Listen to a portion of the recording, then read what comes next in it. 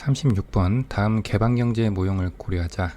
ISLM 그리고 UIP가 나와 있고요. 이때 외국소득 감소에 따른 분석으로 옳지 않은 것은 각 변수들에 대한 정의가 나와 있고요. 위 첨자가 있는 변수는 외국 변수, 아래 첨자 0이 표시되어 있는 변수는 외생 변수, 그리고 소비는 소득의 증가함수, 투자는 명목이자율의 감소함수, 순수출은 실제로 환율 외국 소득에 대하여 모두 증가함수이고, 실제로 화폐 수요는 소득, 명목이자율에 대하여 각각 증가함수, 감소함수이다. 이 모형은 ISLM 모형의 유의엄 이자율 평가를 가미한 모형으로 그래프는 이와 같이 그려지게 됩니다.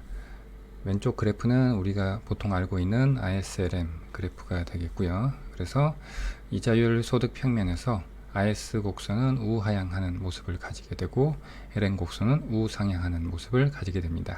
그리고 오른쪽이 유의엄 이자율 평가를 그린 식인데 명목 환율과 명목 이자율 평면에서 우하향하는 이런 모습을 가지고 있습니다. 이 식을 봐도 I와 E가 반비례한다는 것을 알 수가 있죠. 만약 외국의 이자율이나 기대 환율이 변동을 하면 이 곡선 자체가 상하로 이동을 하게 되겠습니다. 문제에서 주어진 충격을 보면 외국 소득이 감소했다고 되어 있죠. 외국 소득은 IS 곡선에서 이 순수출에 영향을 미칩니다. 여기 보면 Y0 스타가 있죠. 이것이 외생 변수인데 얘가 감소를 했다고 했습니다. 이것이 감소를 하면 순수출이 감소를 하겠죠. 그러면 IS 곡선이 초기 균형 A점에서 좌측으로 이동하게 됩니다. 따라서 대내 균형점은 B점으로 이동을 하게 되고, 그렇게 되면 명목이자율이 I에서 I-로 하락하고 소득도 Y에서 Y-로 감소하게 되겠습니다. 그리고 유의엄 이자율 평가가 그려져 있는 평면에서 보면 지금 이 변화는 이자율이 하락하는 변화이니까 최초의 균형점 A에서 이 선을 따라서 원래 주어진 UIP 선상에서 이동을 하게 됩니다. 이자율이 하락하면 이 선을 따라서 A점에서 B점으로 이동하게 되고, 그렇게 되면 명목 환율이 2에서 2-로 증가하게 되겠습니다. 보기를 하나씩 보면 1번 명목 환율이 하락한다. 명목 환율은 증가하고 있죠. 1번은 틀린 보기고요. 그래서 이것이 옳지 않은 것을 고르는 것이니까 답이 되겠고요. 2번 명목 이자율이 하락한다. I에서 I-로 하락하고 있고요. 소득이 감소한다. Y에서 Y-로 감소했고요. 투자가 증가한다. 명목 이자율이 I에서 I-로 감소하니까 투자는 증가했겠죠. 그리고 소비가 감소한다. 소비는 이 식을 보시면 소득의 함수죠. 문제에서 소비는 소득의 증가함수라고 했으니까 소득이 Y에서 Y-로 감소했으니까 소비도 감소하겠죠. 이렇게 해서 답은 1번이 되겠습니다. 37번 다음 그림은 어느 폐쇄경제의 ISLM 균형과 완전고용 생산량 YF를 나타낸다. 현재의 이자율을 변경하지 않고 완전고용 생산량을 달성하기 위한 중앙은행과 정부의 정책조합으로 가장 적절한 것은, 그래프를 보시면 완전고용 생산량은 지금 여기에 위치하고 있고요. 현재 대내 균형점은 이 오른쪽에 위치하고 있습니다. 여기서 이자율을 변경하지 않고 이 완전고용 생산량을 달성하기 위해서는 중앙은행은 LN 곡선에 영향을 미치고 정부는 IS 곡선에 영향을 미치는데, 이 둘 다 긴축적으로 운영을 해야 이 YF 쪽으로 갈 수 있겠죠. 그런데 이동 폭이 IS와 LM이 동일해야 이 이자율이 변경하지 않고 완전고용 생산량을 달성할 수 있겠습니다. 그래서 이 오른쪽에 다시 그래프를 그려봤고요. 최초의 균형점이 A점입니다. 여기서 IS와 LM 곡선이 만나고 있었는데 중앙은행도 긴축적으로 통화정책을 운영하고 정부도 긴축적으로 재정정책을 운영하면 LM 곡선과 IS 곡선이 각각 좌측으로 이동하게 돼서 이 B점에서 새로운 균형이 달성되고, 여기서 완전고용 생산량을 달성을 하면서 이자율도 변경하지 않는 상태가 되겠습니다. 보기를 보면 중앙은행은 공개시장 정책을 통해서 수행을 하고 있고요. 정부는 재정지출이나 세금을 통해서 정책을 운영하고 있습니다. 그래서 서로 긴축적인 정책을 택하고 있는 것을 고르면 되겠습니다. 중앙은행을 먼저 보면 국공채 같은 경우에 매입을 하면 국채를 사들이면서 통화량이 풀리죠. 통화량이 증가하기 때문에 이것은 확장적 통화정책에 해당하고요. 그러면 국공채는 매각을 해야 국내 통화량이 감소하게 되니까 이것이 긴축적 통화정책이라서 맞는 보기 중에 하나가 되겠고요. 그리고 정부는 재정 지출을 축소하거나 세금을 인상해야 긴축적 재정정책이 되겠죠. 그런데 재정 지출 축소는 여기 2번에 있고 세금 인상은 5번에 있네요. 그래서 왼쪽과 짝을 이루는 이 보기 5번이 답이 되겠습니다. 38번 다음 그림은 폐쇄 경제인 A국의 화폐시장, 대부자금시장, ISLM 및 ADAS 균형을 나타낸다. 소비가 외생적으로 감소한 경우 다음 설명 중 옳은 것은? 변수들에 대한 설명이 나와 있고요. 그리고 각 시장의 그래프들이 나와 있습니다. 충격이 소비에서 출발을 하기 때문에 IS 곡선부터 시작을 해보겠습니다. 오른쪽에 분석한 그래프를 그려놨고요. 네 가지 시장 모두 최초 시작은 2점인 검은색 점에서 시작을 합니다.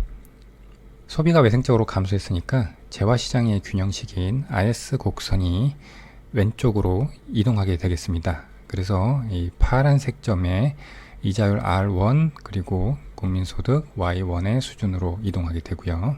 이렇게 되면 이자율이 하락하고 국민소득이 Y0에서 Y1으로 감소했으니까 화폐시장을 보면 이것은 이제 LN 곡선을 따라서 균형점이 2에서 이 파란색 점으로 이동하는 것을 보여주는데 최초의 균형점 2에서 소비의 외생적 감소로 인해서 국민소득이 감소했기 때문에 이 화폐 수요 곡선, 실질화폐 잔고 수요 곡선으로 표현이 되어 있는데 이 수요 곡선이 좌측으로 이동하게 됩니다.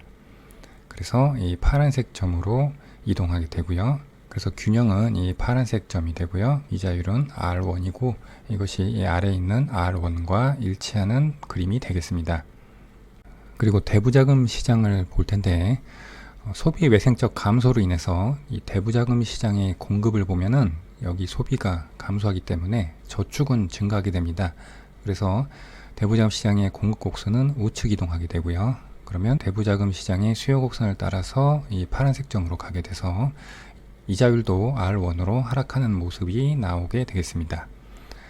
그리고 ADAS 모형인데 여기서는 최초 균형점 2에서 소비의 외생적 감소로 인해서 총수요 곡선인 AD 곡선이 좌측으로 이동하게 됩니다. 즉 물가가 P0로 유지되는 선에서 이 파란색 점까지 이동하게 되고 여기서의 국민소득이 Y1이 됩니다. 그런데 이 Y1 P0라는 점은 초과 공급이 발생하고 있는 점입니다.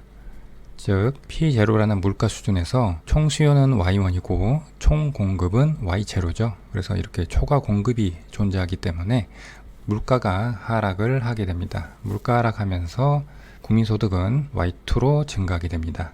이것은 화폐 시장으로 가서 영향을 미치는데 물가가 P0에서 P1으로 하락을 하면 실질 화폐 잔고 공급이 증가하게 됩니다. 왜냐하면 분모가 감소하기 때문에 이 P분의 M은 증가하게 되는 것이죠. 그래서 실질화폐 잔고 공급이 증가하게 되면은 이자율도 추가적으로 R2로 하락하게 됩니다. 이것은 ISLM 모형에서 보면 LM 곡선의 우측 이동으로 나타나게 됩니다. 그래서 이 파란색 점에서 LM 곡선이 우측으로 P0에서 P1으로 물가 변동에 따라서 우측으로 이동하게 되고요. 그러면 여기서도 이 빨간색 점 R2로 이자율이 하락하게 되고 국민소득은 Y2로 소폭 상승하게 됩니다. 그리고 대부자금 시장을 보면 지금 국민소득이 Y1에서 Y2로 소폭 상승을 했죠. 그러면 대부자금 시장의 공급 곡선을 보면 소득이 증가하면 여기는 직접적으로 그 크기만큼 증가를 하지만 이 소비는 가처분 소득의 한계 소비 성향을 곱한 만큼 증가를 하기 때문에 전체적으로는 저축이 증가하게 됩니다. 그래서 공급 곡선이 추가적으로 우측 이동하게 되고 이 빨간색 점에서 이자율이 R2로 하락하는 것을 보여주고 있습니다. 이렇게 소비가 외생적으로 감소한 경우에 검은색 점에서 파란색 점 그리고 물가 하락에 따라서 빨간색 점으로 이동하는 모습을 봤습니다. 보기를 하나씩 보겠습니다. 1번 대부자금 시장에서 저축 곡선이 좌측 이동한다. 대부자금 시장의 저축 곡선은 최초의 소비의 외생적 감소에 의해서 우측 이동 한번 하고, 그리고 물가 하락에 의해서 다시 한번 우측 이동하게 되죠. 틀린 보기고요. 2번 ISLM에서 IS 곡선이 상향 이동한다. IS 곡선은 소비의 외생적 감소에 의해서 좌측 이동 또는 하향 이동이라고 해야 되겠습니다. 틀린 보기고요. 3번 ASAD에서 AS 곡선이 좌측 이동한다. 총 공급 곡선인 AS 곡선은 변함이 없죠. AD 곡선이 좌측 이동하고 있죠. 틀린 보기고요. 4번 화폐시장에서 실제로 화폐 잔고 공급 곡선이 좌측 이동한다. 물가 하락에 따라서 실제로 화폐 잔고 공급 곡선은 우측 이동했습니다. 틀린 보기고요. 5번 화폐시장에서 실제로 화폐 잔고 수요 곡선이 좌측 이동한다. 최초의 충격에 의해서 국민소득 감소에 의해서 좌측 이동했었죠. 그래서 이것이 맞는 보기고요. 답은 5번이 되겠습니다. 39번 어느 경제의 필립스 곡선이 다음과 같다. 필립스 곡선은 물가와 실업률의 관계를 나타내는 곡선이죠.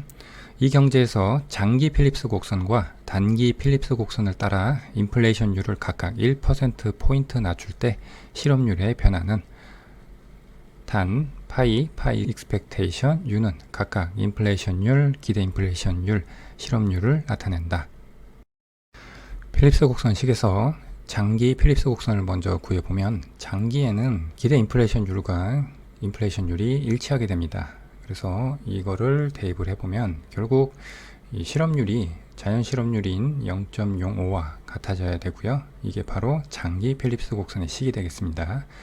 단기 필립스 곡선은 이것은 주어진 필립스 곡선을 그대로 가져왔고요. 얘를 이제 실업률에 대해서 정리를 해보면 이렇게 모습을 갖게 됩니다. 그래서 그래프로 나타내면 아래와 같고요. 장기 필립스 곡선은 실업률이 0.05, 즉 5% 선에서 수직인 선이 되고요. 그리고 단기 필립스 곡선은 이렇게 우하향하는 직선의 모습이 되는데, 기울기는 이 파이가 y축에 해당하기 때문에 이 식을 봤을 때 마이너스 0.5, 마이너스 2분의 1이 됩니다. 물론 우리는 이 필립스 곡선 식을 도출하기 위해서 U에 대해서 정리를 했지만, 문제에서 인플레이션율을 각각 1%포인트 낮출 때 실업률이 어떻게 변하는지 봐야 되는데, 장기 필립스 곡선은 인플레이션율과 상관없이 자연 실업률 0.05 수준에서 수직이죠. 그렇기 때문에 변화가 없다가 답이 되겠고요. 단기 필립스 곡선을 보면 인플레이션율과 실업률은 반비례 관계를 가지고 있고요. 1%포인트 인플레이션율이 낮아지면 반대로 2배가 증가하니까 2%포인트 증가가 되겠습니다. 그래서 그래프에서도 보면 최초의 균형점 A에서 인플레이션율이 1%포인트, 즉 0.01만큼 낮아지면 실업률이 0.05에서 0.07로 0.02만큼 증가하는 모습이 나와 있죠. 그래서 답은 1번이 되겠습니다. 40번 다음은 어느 경제의 ADAS 곡선과 필립스 곡선을 나타낸다. ADAS 균형이 A, B, C로 이동할 경우 필립스 곡선에서 해당하는 균형 이동으로 적절한 것은?